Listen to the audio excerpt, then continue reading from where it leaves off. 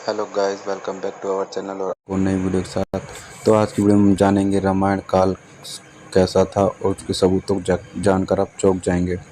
आर्यभट्ट के अनुसार महाभारत काल का युद्ध 3137 ईसा पूर्व में हुआ था, अर्थात 5155 वर्ष पूर्व हुआ था।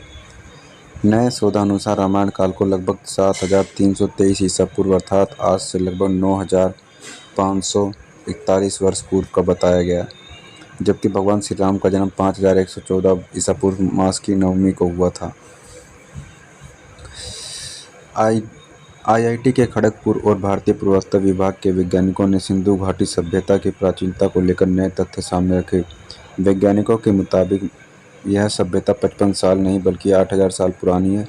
वैज्ञानिका का ये नया शोध 25 मई 2016 पर प्रतिष्ठित रिसर्च पत्रिका नेचर ने प्रकाशित किया। वैज्ञानिकों ने सिंधु घाटी को पोट्री की नई सिरे से पड़ताल की और ऑप्टिकल स्टिम्युलेटेड ल्यूमिनेशन तकनीक का इस्तेमाल करके इसकी उम्र का पता लगाया, तो ये 6000 वर्ष पुरानी निकली हैं।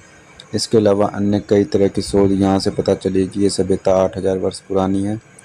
इसका मतलब यह सभ्यता तब विद्यमान थी जबकि भगवान श्री राम 5114 ईसा पूर्व का काल था। तब मिस्र की सभ्यता की शुरुआत हो रही थी। ये तो रामायण केवल काल की बात। अब ये भी जान ले कि इस काल में कैसे लोग, पशु पक्षी आदि रहते थे। विचित्र किस्म की प्रजातियां। भगवान राम काल का ऐसा काल था जबकि धरती पर विचित्र किस्म के लोग और प्रजातियां रहती थी, लेकिन प्रकृति आपदा या अन्य कारणों से प्रजातियां अब लुप्त हो गई, जैसे वानर, गरुड़, रीछ आदि। माना जाता है कि रामायण काल में सभी पशु पक्षी और मानव की काया विशालकाय होती थी। मनुष्य की ऊंचाई 21 फीट के लगभग थी। वानर जाति।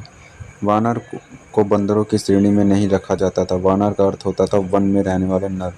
जीव विज्ञान शास्त्रियों के अनुसार कपि मानव नुमा एक ऐसी मुख्य जाति है जिसके अंतर्गत छोटे आकार के गिबन, सियामंग आदि आते हैं और बड़े आकार में चिंपांजी, गोरिल्ला और ओरंगटाउन आदि वानर आते हैं। इसके कपि को साइंस में होमिनिडियो कहा जाता है। गरुड़। माना जाता है कि गरुड़ एक ऐसा प्रजाति थी जो बुद्धिमान मानी जाती थी और उसका काम व्यक्ति एवं संदेश को इधर उधर से ले जाना होता था। राम के काल में समर्पित और जटायु नाम के 2 गरुड़ थे। गरुड़ के अलावा अन्य कई प्रकार के विचित्र पशु और पक्षी होते थे। रीछ।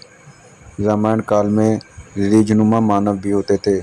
जामवंत जी इसका उदाहरण। भालू या रीछ उर्सेड परिवार का एक स्तनधारी जानवर है। हालांकि इसकी अब सिर्फ 8 जातियां ही शेष हैं।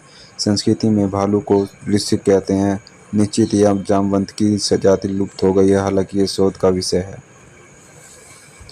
रामायण काल के मायावी लोग। रामायण काल में ऐसे कई मायावी असुर, दानव, वानर और राक्षस थे जो आश्चर्यजनक रूप से शक्तिशाली थे, जैसे माल्यवन, सुमाली, माली, रावण, कालनेमी, सुबाहु, मरीच, कुंभकर्ण, कंबंद, विराध, अविरण, खर और दुशासन, मेघनाथ, मैदानव, बल आदि। रामायण काल के आविष्कार। रामायण काल में वैज्ञानिकों ने नल, नील, मैदानव, विश्वकर्मा, अग्निवेश, सुबाहु, ऋषि अगस्त्य, वशिष्ठ, विश्वामित्र आदि कई वैज्ञानिक थे। रामायण काल में आज के युग में जैसे आविष्कार हुए थे, रामायण काल में नाव, समुद्र, जलपोत, विमान, शतरंज, रथ, धनुष, बाण और कई तरह के अस्त्र शस्त्रों के नाम तो आपने सुने ही नहीं होंगे, लेकिन इस काल में मोबाइल और लड़ाकू विमान को नष्ट करने का भी यंत्र होता था। तो ऐसा था गाइस रामायण का काल, और ये सारी चीज़ें रामायण काल में मौजूद थी जो आज के समय में नहीं है। ये सारी चीज़ें लुप्त हो गई हैं। तो उम्मीद करता हूँ गाइस ये वीडियो आपको अच्छी लगी। वीडियो अच्छी लगे तो वीडियो को लाइक कर दें, चैनल पर नए तो चैनल को सब्सक्राइब कर लें। तो मिलते हैं गाइस नेक्स्ट वीडियोज़ में।